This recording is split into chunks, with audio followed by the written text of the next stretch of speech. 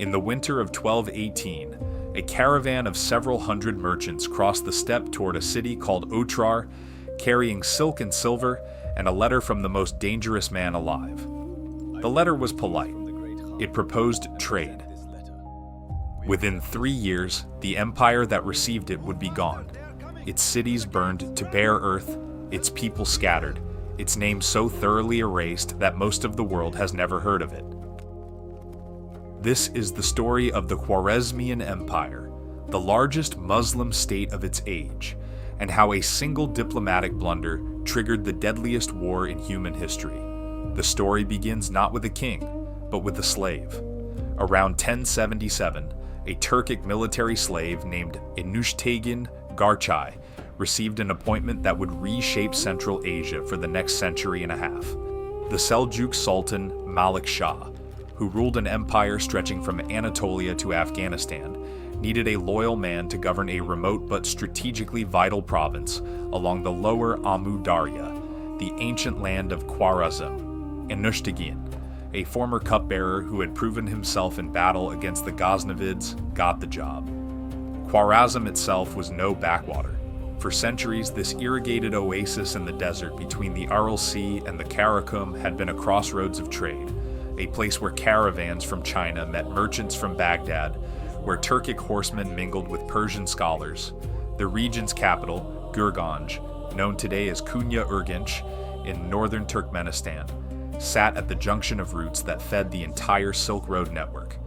Whoever controlled Khwarezm controlled a choke point of medieval commerce. When Enushtagin died around 1097, his son Qutb al-Din Muhammad inherited the governorship, and something shifted. What had been a Seljuq appointment became a family enterprise. The Enushtaginids, as historians call them, began treating Khwarezm less like a province and more like a patrimony. Under Qutb al-Din's grandson Abbasids, who ruled from 1127 to 1156, the ambitions grew sharper. Abbasids raided deep into Khorasan, clashed repeatedly with the Seljuq Sultan Sanjar, and cultivated a court where Persian poetry flourished alongside Turkic military culture. The real transformation came under Ala al-Din Tekish, who took power in 1172 after a brutal fraternal war. Tekish was ruthless, patient, and opportunistic. When the Seljuk Empire crumbled into warring fragments, he moved. In 1194, his forces killed the last great Seljuk Sultan, Togrul III, on the battlefield, an event that effectively ended a dynasty which had dominated the Islamic world for over a century. The slave's grandson had become a kingmaker. By the time Tekish died in 1200, Khwarezm was no longer a province. It was a power. What Tekish built, his son Ala al-Din Muhammad II inherited, and then expanded at a pace that would have seemed impossible a generation earlier. Muhammad came to the throne in 1200, and he was, by every measure of the age, spectacularly successful. He crushed the Ghurids, who had controlled Afghanistan and northern India. He broke the Kara Khitai, a Buddhist Khitan dynasty from Manchuria that had held suzerainty over much of Central Asia since their stunning victory at the Battle of Kotwan in 1141. By 1210, Muhammad had won the decisive engagement at Talas, and 2 years later he overthrew the Karakanid rulers of Transoxiana altogether. In 1212, he shifted his capital from Gurganj to Samarkand, a symbolic move that announced his arrival as the supreme power between the Indus and the Caspian. By 1217, the Khwarezmian Empire covered roughly 2 to 3 million square kilometers. It stretched from the Sir Darya in the northeast to the Zagros Mountains in the west, from the fringes of the Hindu Kush to the shores of the Caspian Sea. Its population was estimated at around 5 million. Muhammad styled himself the new Alexander, and no one in the Islamic world could credibly challenge the claim. Even the Abbasid caliph in Baghdad feared him. But there was rot behind the marble. Muhammad's mother, Tarikin Khatun, was not merely an influential dowager. She was a political force with her own army, her own loyalists, and her own agenda. A woman of Kongli Kipchak Turkic origin, she had built a parallel power structure within the empire, placing her kinsmen in key governorships and military commands. The relationship between mother and son was less a partnership than a cold competition for influence. Turk and Khatun appointed governors without consulting Muhammad, and those governors answered to her first. The army, too, was fractured. Muhammad's Turkic commanders, many of them Kipchak and Kongli tribesmen loyal to Turk and Khatun, operated with an autonomy that bordered on insubordination. The empire that looked so formidable on a map was, in practice, a confederation of competing loyalties held together by momentum rather than by institutions. Muhammad had expanded faster than he could govern, conquering territories he could not administer and absorbing peoples whose allegiance he had never truly won. This was the empire that, in 1218, received a letter from Genghis Khan. The Mongol ruler's proposal was, on its face, reasonable. He called Muhammad the Sultan of the lands of the setting sun, acknowledged the Khwarezmian Empire's greatness, and suggested a formal trade agreement between the two powers. A caravan followed. Several hundred merchants, laden with goods, traveling under what amounted to diplomatic protection. The caravan arrived at Otrar, a fortified city on the Sir Darya, near the empire's northeastern frontier. The governor of Otrar was a man named Seljuq, a kinsman of Turk and Khatun. What happened next is disputed in the sources, but the core facts are not. Seljuq accused the merchants of espionage, seized their goods, and had them killed. Whether he acted on Muhammad's direct orders or on his own initiative remains debated, but when Genghis Khan sent a second embassy, 3 ambassadors demanding justice and the surrender of Seljuq, Muhammad's response left no room for ambiguity. He reportedly had 1 ambassador killed and sent the other 2 back with their beards shaved, a calculated humiliation in the culture of the steppe. It is tempting, from the distance of 8 centuries, to call this madness. But Muhammad had reasons. Bad ones, but reasons nonetheless. He had never seen the Mongols fight. His intelligence about the steppe was poor, filtered through intermediaries who had their own agendas. He likely believed that this Genghis Khan commanded a tribal confederation of the kind he had defeated before, not a military machine unlike anything the world had seen. And he was proud. He ruled the largest Muslim empire on earth. Why should he hand over a governor to appease some nomad? The calculation was catastrophically wrong, and the bill was about to come due. In the autumn of 1219, Genghis Khan crossed into Khwarezmian territory with an army estimated between 75,000 and 200,000 men. Muhammad, faced with the decision that would define the war, chose a strategy that seemed rational on paper, but was suicidal in practice. He distributed his forces across the empire's fortified cities, rather than concentrating them for a decisive battle. It was a defensive posture, born partly of strategic reasoning and partly of distrust. Muhammad feared that if he gathered his generals in one place, some of them might turn against him. Genghis Khan shattered this strategy with terrifying efficiency. He split his own forces, something no steppe commander was supposed to do, and attacked simultaneously in multiple directions. It worked because the Mongol army was not a horde. It was a coordinated instrument of destruction with a communication system, a chain of command, and an engineering corps capable of redirecting rivers. Bukhara fell in February 1220. The population was driven out of the city, and Genghis Khan reportedly stood in the Great Mosque and told the assembled people that he was the punishment of God. Samarkand, the jewel of Central Asia and Muhammad's own capital, surrendered in March after barely 3 days of resistance.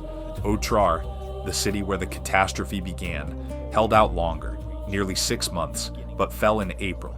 Seljuq was captured alive and executed, molten silver poured into his eyes and ears. If the sources are to be believed, Muhammad fled west. He had not fought a single battle. The man who had called himself the new Alexander ran from city to city, from province to province, with a Mongol detachment of 30,000 men under the generals Jebei and Subutai relentlessly pursuing him. He crossed into the Caspian region, hunted and exhausted, and died in December 1220 on the island of Abbasids, alone, sick, stripped of everything, the lord of nothing. According to some accounts, he did not even have a clean shirt to be buried in. Behind him, the empire burned. Gurganj, the old capital, held out until April 1221. When it fell, the Mongols reportedly broke the dams on the Amu Darya and flooded the entire city. In Khorasan, Genghis Khan's youngest son, Tolui, conducted a campaign of systematic destruction that erased cities which had stood for 1,000 years. Merv and Nishapur were depopulated. Herat was betrayed from within and narrowly avoided the same fate, though its turn would come later. The scale of death was staggering. Medieval chroniclers recorded numbers that modern historians debate but cannot entirely dismiss. Hundreds of thousands killed at Merv alone, millions across the entire campaign. Whatever the exact figures, the Mongol invasion of Khwarezm was one of the most destructive events in recorded history, a catastrophe from which Central Asia's population would not recover for centuries. There was one man who refused to accept the verdict. Jalal al-Din Mingburnu, Muhammad's eldest son, had urged his father to concentrate the army and fight. He had been ignored. When his father fled and the empire collapsed, Jalal al-Din did not run. He went to Gurganj first, hoping to rally the capital, but Terkan Khatun's faction turned against him. Even at the end, the internal politics of the empire consumed more energy than the war itself. Narrowly escaping assassination, he crossed the Karakum Desert southward and began gathering whoever would still fight. By the summer of 1221, he had assembled a coalition of around 60,000 men at Ghazni, Turkic cavalry, Afghan tribal warriors, survivors of the shattered Khwarezmian army. It was a fragile force, held together by little more than Jalal al-Din's personal charisma and the fury of the dispossessed. In September 1221, at the Battle of Parwan, in a narrow, rock-strewn valley north of Kabul, Jalal al-Din met a Mongol army of 30,000 under Shigi Kutuku. The terrain was terrible for Mongol cavalry, exactly the kind of ground Jalal al-Din had chosen deliberately. His men fought dismounted, fired volleys of arrows into the confined Mongol ranks, and when the moment was right, Jalal al-Din personally led the final charge from the center. The Mongols broke. It was one of the only major battlefield defeats Genghis Khan's forces had suffered in the entire campaign. The victory electrified the region. Cities that had surrendered, Merv, Bukhara, Herat, rebelled against their Mongol garrisons. For a brief, dizzying moment, it seemed as though the tide might turn. It didn't. After the battle, a quarrel erupted among Jalal al-Din's commanders over the division of spoils. A Mongol horse, of all things, triggered a fight that split the army in half. The Afghan contingent deserted overnight, taking nearly 30,000 men with them. By morning, Jalal al-Din's force had been cut in half by politics, not by the enemy. Genghis Khan came personally. He force-marched through the mountains with 50,000 men, furious at the defeat at Parwan and the death of his grandson Mutagan at Bamiyan. On the 24th of November, 1221, the two armies met on the banks of the Indus River. Jalal al-Din's remaining men were pinned against the water with no room to maneuver. Genghis Khan deployed his forces in a crescent formation, commanding the reserve himself. The battle was savage and brief. When it was over, Jalal al-Din did the only thing left to him. He turned his horse toward the river, spurted off the bank, and plunged fully armed into the swollen current of the Indus. Mongol archers rushed to the edge to shoot him, but Genghis Khan, according to every source that records the scene, called them off. He watched the young sultan swim to the far bank, sword still in hand, and reportedly turned to his sons and said that every father should wish for such a son. Jalal al-Din survived. He spent 3 years in India, then returned west and carved out a domain in Iran and the Caucasus, fighting everyone: Mongols, Georgians, Seljuqs of Rum, Ayyubids. He was brilliant in battle and disastrous in politics, a man who could win a war and lose a peace in the same week. On the 15th of August, 1231, he was killed near Diyarbakir, ambushed by Kurdish bandits, or perhaps assassinated by a local Ayyubid emir who held a grudge. He was the last Khwarezm Shah. The dynasty that began with a slave governor in 1077 ended with a fugitive king in 1231, in 154 years from start to finish. What the Mongols destroyed was not merely an empire, it was an entire world. The irrigation networks that had sustained Khwarezm for millennia were wrecked. The canals that had turned desert into farmland silted up and were never fully restored.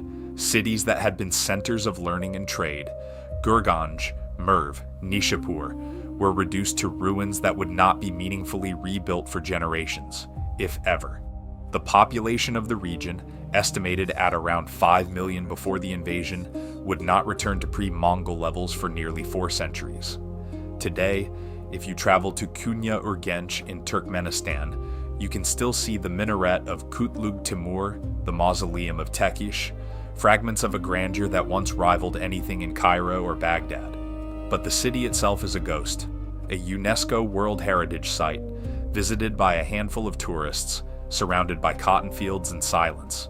Samarkand survived and eventually thrived again under Timur, but Gurganj never truly recovered. The Khwarezmian Empire has no Hollywood movie, no best-selling novel, no place in the popular imagination of the West. Ask someone on the street to name a medieval Muslim empire, and they will say the Ottomans, perhaps the Abbasids, maybe the Mughals. Almost no one will mention the state that, in 1218, was the most powerful of them all, and yet the consequences of its destruction shaped the world we live in. The Mongol invasion that erased Khwarezm did not stop there. It rolled westward into Iran, Iraq, the Caucasus, Russia, Poland, Hungary. The armies that Genghis Khan's grandsons would send into Europe were sharpened on the walls of Bukhara and Samarkand. The refugee Khwarezmian soldiers who fled into the Levant would in 1244 sack Jerusalem itself. The political vacuum left by the empire's collapse rearranged the entire map of the Islamic world. All of it. The invasion, the destruction, the chain of events that reshaped continents began with a decision in a frontier city, a governor's greed, and a sultan's pride.